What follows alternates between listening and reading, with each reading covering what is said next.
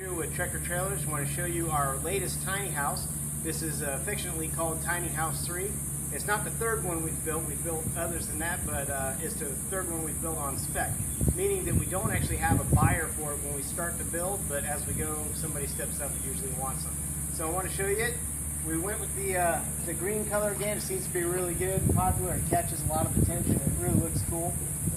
We did the door in a nice bright red color. Thought that would be a good accent for it. If you walk around here, you'll see that instead of doing like the regular cottage style roof, we did I guess what they call a shed style roof. It's just pitched from the front to the back. Now this doesn't have as much character as the other style, but it's actually the best roof you can put on there. It's the most efficient, the most economical to build, and it gives you a little more space on the inside as far as wall height for cabinetry and storage. So come on around. And this is a 12 by 7, so it's the same size as the last green one we did.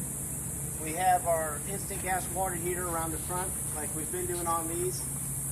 These just work really well. They're cost effective, they're easy to use, they're cheap to run, and easy to replace if anything should go wrong with it. But there that is, our air conditioner up top. Come on inside. Whew, at least it's nice and cool in here. We have the air conditioner running. Alright, so we have in our kitchen area here, you can see we have our microwave, we have a little bit of cabinetry, actually quite a bit of cabinetry. I put lots of outlets in this one because in a tiny house you don't know what you're going to plug in where, and you want to be able to regulate the draw on each circuit. So we put dual outlets almost everywhere. And so we have one in there, two down here. We have these little IKEA accents that are great for storage and using this wall space really efficiently. The magnetic thing. We used a bigger sink in this. We've been hearing a lot of people say, "Hey, I don't like the small sinks in a tiny house. You can't do anything with it." Well, we went ahead and put a bigger sink, and it has the built-in drain. And this one has a cutting board that can be removed, actually. So that's extra counter space and/or a cutting board. Or you can just pull it away. You got that extra open area space. Then we store this over here next to the fridge. Which brings me to the fridge. This is our added little kitchen space here. It's a little bit higher, but it's a nice countertop still to use. You have still our IKEA stuff here, another shelf up here, and several different outlets. And here's your switch for your bathroom is in here. We also did lots of little rods and stuff to hold things because we always want to hang hand towels and such. Let me show you the bathroom. So we went with the same Galvalume walls as we've been doing. It's a really good system. This is the same metal that's on the industrial roof, so it's going to last forever basically, and no maintenance to it. It stays clean. We softened it up a little bit with this nice earth tone tile, real ceramic tile. We've developed our own system for being able to put tile in these that won't crack. And even if it did, if you dropped a bowling ball on it and cracked it or whatever, there's a solid fiberglass pan built in underneath. If you'll look down, we have the RV toilet. This can be removed and changed out for a composting toilet or whatever you want, but most people want the RV toilet. This uses about a pint per flush. So it's already installed, and that's what comes with it. And like I said, we can always change that out. Check this out in here. You always need a place to, tiny houses, one of the problems we have is doing laundry. So we got these cool washing machines that you can run by hand, but you need a place to dry them. So using your bathroom for drying your clothes is a great feature. So one little simple thing like this from IKEA just works really well. You can hang all your clothes up there to dry. You got a window you can leave open, and that works really good. And check out the LED lighting we found. So we're putting this LED lights in throughout the whole tiny house. Alright, so I'll show you this. Maximum use of space is really important in a tiny house. I mean, this is prime real estate. So we have the space underneath the trailer. I thought, hey, let's just use it for storage, and we've done this on a few. And this system seems to be the best. You got a huge, you can fit a body down in there. Maybe in pieces, but you can fit a whole body in there. Don't get any ideas.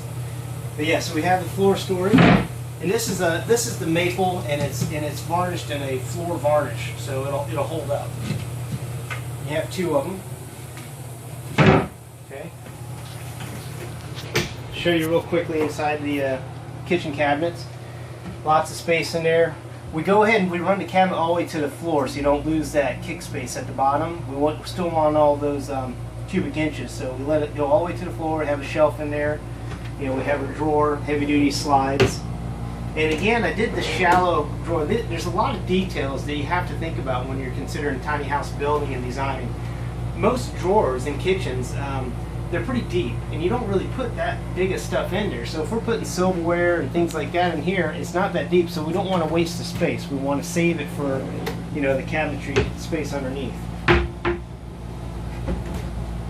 And we did our barrel chairs in this one again. I like this idea, and here's the reason. You're not committed to it. With these chairs, if you don't like these and you want the built-ins, you can always remove them and put a built-in couch or built-in chairs with the storage. It's great to have that extra storage, but at least this way the customer or the end owner can actually decide what they want or what they prefer. So with these, we can always just take them out and do a built-in couch or whatever you want with the storage, but they're actually really comfortable and they're super lightweight. And check this out. Behind it, we have all this storage. Now this would be great to put a rod here and then we can hang some clothes.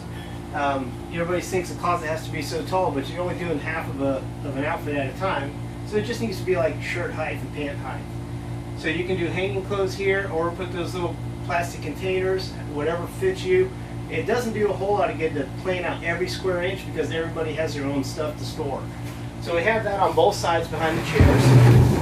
And then we have our basic bookshelf in the middle.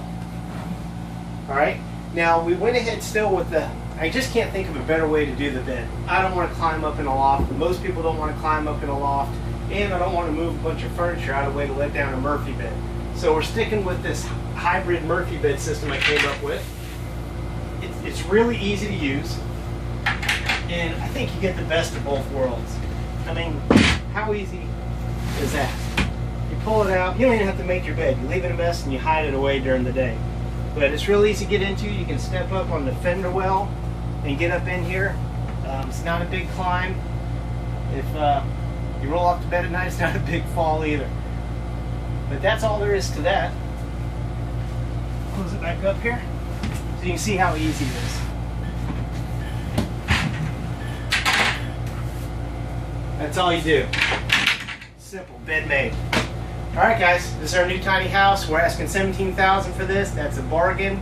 It's got the high rated spray foam insulation. It has the fire retardant, has the hurricane rating. It's insulated like a walk-in freezer, super efficient. The air conditioner will never struggle to cool this off. And man, good quality home, good investment, camp happy.